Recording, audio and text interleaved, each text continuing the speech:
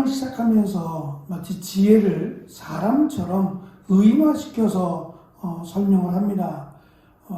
지혜자의 말이 아니라 지혜 그 자체가 말하는 그 지혜의 가치 또는 소중함을 설명하고 있는데요. 특별히 우리 알기는 6절부터 11절에는 6절부터 8절 이 세 절에는 이 지혜에 대한 긍정적인 이 네 가지의 표현과 또는 부정적인 세 가지의 표현, 즉 7가지의 표현을 설명합니다. 이것이 이제 지혜에 대한 소중함이나 또는 지혜에 대한 가치를 설명하는데요. 지혜가 스스로에 대해서 자기를 평가합니다. 네 가지 긍정적인 말들은 선한 것을 말하고 정직한 말을 하고 진리를 말하며 의로운 말을 한다라고 소개합니다. 먼저 선한 것을 말한다 할 때 선한 것의 문자적인 의미는 선이라고 하는 것이 착할 선자를 썼어요. 한자어적인 설명이다 보니까 선한 것 그러면 우리는 이미 착한 것이라고 하는 고정적인 생각이 먼저 자리를 잡습니다. 쉬운 성경 같은 경우도 이걸 이렇게 풀어서 써야 되는데 풀어서 쓰면 지면이 더 많아지게 되죠. 그래서 이 개역 개정 성경을 많이 가지고 왔어요. 좀 풀어주면 좋을 뻔했는데 그러면 조금 더 이해하기가 쉬울 것 같은데요. 제가 중국을 갔을 때 중국에도 성경이 여러 개의 성경이 있습니다. 우리처럼 뭐 쉬운 성경, 바른 성경, 뭐 세번역 성경, 다양한 성경이 있듯이 그들도 두 가지 성경을 대표적으로 가지고 있더라고요. 그 성경이 조금씩 다릅니다. 다른데 그들은 이미 뜻을 한자로 풀어가지고 가지고 있다 보니까 정말 주석이 필요 없어요. 성경에 대한 해석을 도울 만한 책들이 그냥 한자만 읽을 줄 안다면, 중국말을 할 줄 안다면 그냥 중국어 성경 하나만으로도 성경 해석이 가능하더라고요. 이미 그 단어 안에 뜻을 다 가지고 있어서 그래서 성경을 이해하기가 쉽다라고도 할 수 있고 또 반대로 생각해 보면 왜곡될 가능성이 굉장히 높아요. 그래서 제가 설명을 하다 보면 우리 성경에는 이런 말이 없는데요. 우리 성경에는 이런 의미가 없는데요. 라고 질문하는 경우가 왕왕 있습니다. 그만큼 왜곡될 가능성도 상당히 높다라는 점에서 성경을 좀 수정할 필요가 있는데 그것을 손대는 일이 참 쉽지 않죠. 그래서 이제 목사님들이 중국어 성경이 아닌 이제 헬라어 성경이나 히브리어 성경을 통해서 설교를 하려고 노력들을 많이 했습니다. 선하다라고 하는 말은 착하다라고 하는 말보다는 엄청난 것이다 또는 존귀한 것이라고 하는 의미가 있습니다. 문자적으로는 착함이 아니라 존귀함이나 또는 엄청난 가치를 지녔다라고 하는 의미가 있어요. 그래서 왕이나 또는 지도자들과 연관되어 사용하는 단어, 왕이 하는 말 또는 지도자들이 사용하는 이런 말들에 부여하는 단어였다고 합니다. 다시 말하면 지혜가 그 말에 귀중함이나 또는 권위가 있다라는 말이죠. 지혜의 말은 그 말 한마디에도 권위와 또는 권위와 귀중함, 소중함이 있다라는 말이고 정직이라는 말도 문자적으로 보면 바르다라고 해석이 되겠지만 주로 구약에서는 평탄한 길, 질서, 정의, 진실 등에 사용되던 단어로 지혜가 하는 말, 이 말이 평탄하고 질서 있는 삶을 살게 한다라고 하는 의미를 갖고 있습니다. 한마디의 말이 됐던 또는 여러 가지 다양한 말이 됐던 그 지혜의 말은 그 말을 듣는 자들은 삶이 평탄하고 질서 있게 된다라는 것을 강조하고요. 진리라고 하는 세 번째는 꾸준함과 성실함을 의미하는 것으로 이 지혜의 말을 믿고 신뢰하는 것은 변하지 않고 항상 진리를 말하게 된다라는 의미입니다. 마지막 네 번째 의라고 하는 8절의 말은 옳은 것과 정직한 것을 의미하고 지혜의 말을 듣고 그 말을 따르고 전하는 사람은 항상 옳은 것을 말하는 사람을 의미합니다. 이렇게 분류를 하는 이유는 지혜가 하는 말들, 그러니까 지혜가 하고 싶어 하는 말들, 그 말들은 항상 의롭고 정직하고 권위 있는 말을 한다라는 것을 강조하고, 부정적인 말들은 악을 미워하고 굽은 것이 없고 패역한 것이 없음을 강조합니다.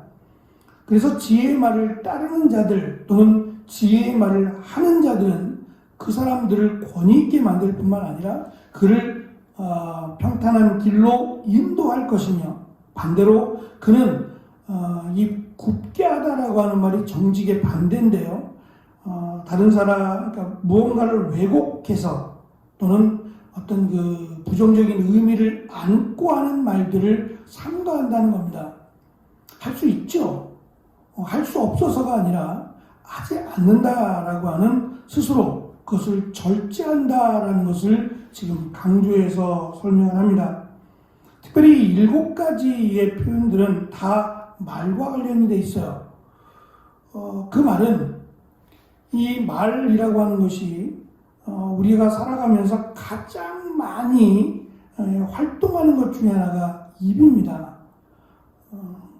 저도 시계를 차고 다니다 보면 제가 발로 걷는 것이 이게 몇 보를 걸었는지 정확하진 않습니다만, 이게 팔을 흔들 때마다 걷는다라고 인식을 하고 표현을 해줘요. 그래서 많게는 뭐 10,000보를 걸을 때도 있고, 그렇지 않게 한 2,000보, 3,000보 걸을 때도 있습니다.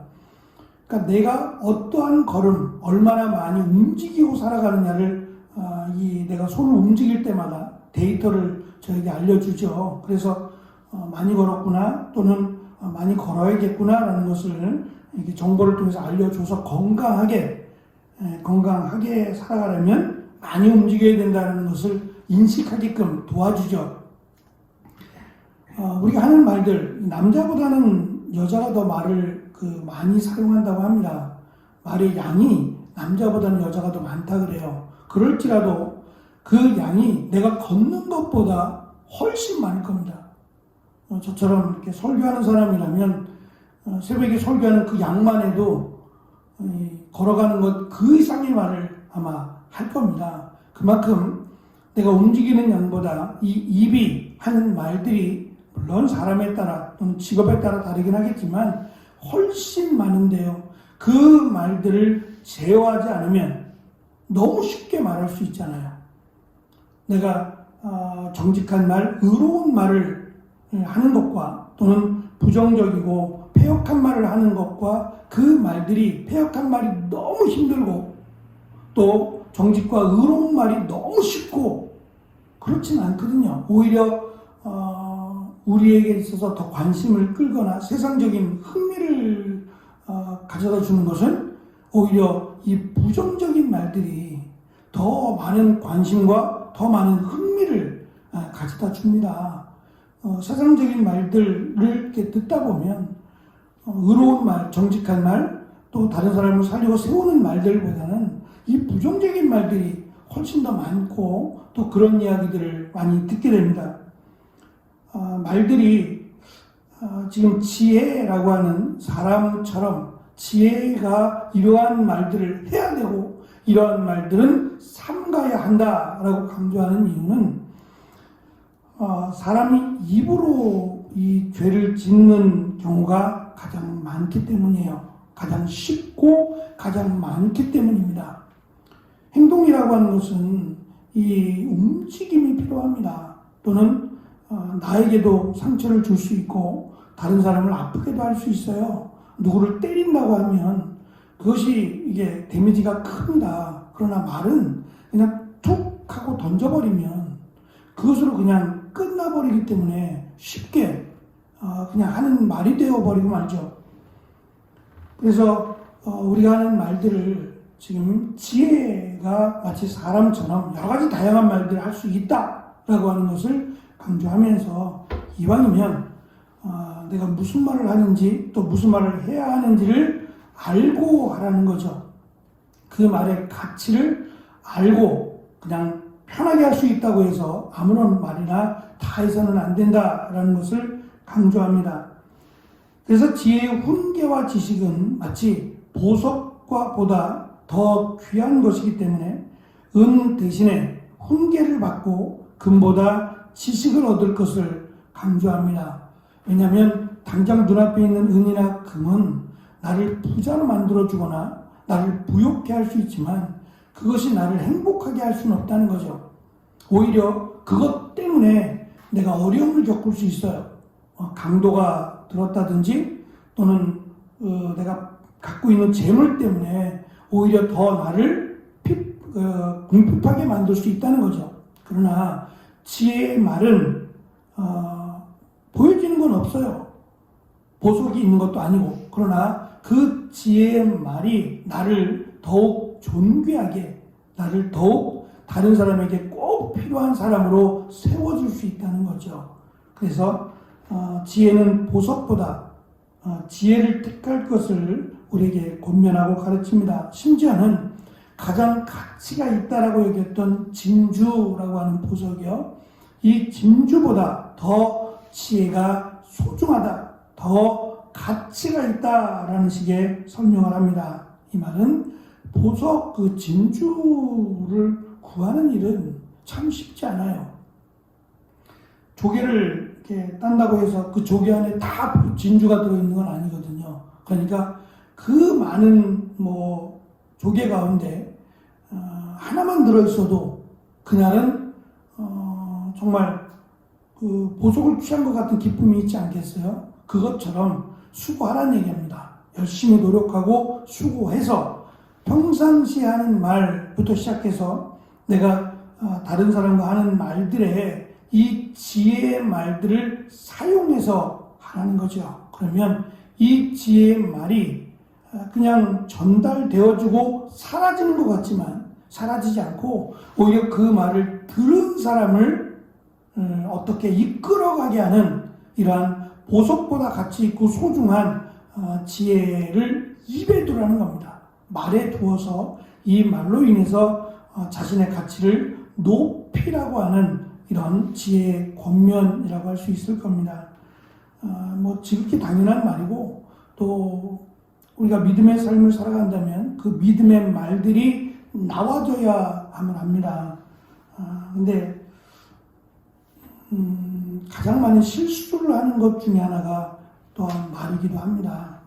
목사님들 중에도 이 말 한마디의 이 실수로 말미암아 큰 어려움을 겪는 이들도 있어요. 그만큼 이 말하는 게 쉽기 때문입니다.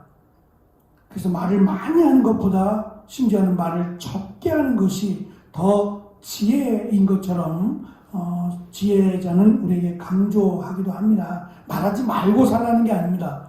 말하고 살아야죠. 그러나 그 말이 정말 사람을 살리고 세우는 말이 되어서 그 사람을 살리는 그리고 정말 소중한 말들로 내 안에 자리할 수 있기를 지혜자는 권면합니다. 그래서 그 말을 통해서 그 사람의 가치를 높여줄 뿐만 아니라 또 우리가 하는 말들을 통해서 정말 어렵고 힘든 이들에게 기대와 소망을 줄 수 있는 그런 정말 가치 있고 의미 있는 그런 말들을 사용하는 우리의 입과 또 우리가 되어지기를 축원합니다. 기도하겠습니다.